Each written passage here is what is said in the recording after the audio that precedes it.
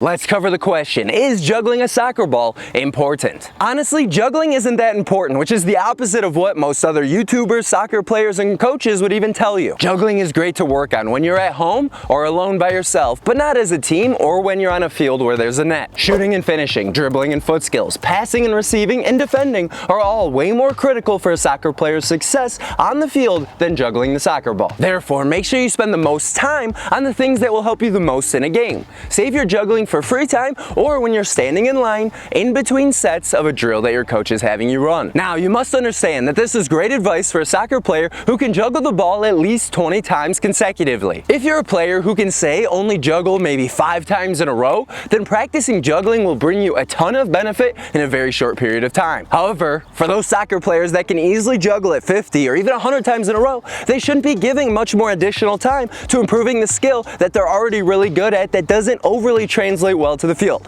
And can you give this video a like? Therefore, for new soccer players, juggling can help you by number 1, improving your ball control. Number 2, bettering your first touch. Number 3, improving your opposite foot. Number 4, helping you with receiving the ball out of the air. And number 5, increasing your confidence. To start, when juggling, make sure you're using the portion of your foot that I like to refer to as the broom, because it's the softer portion up towards your toes where there's a lot of material and not a lot of meat from your feet. Using the broom will make your touch gentle and allow you to get many repetitions in a short period of time. Next, make sure you are bending at the knee.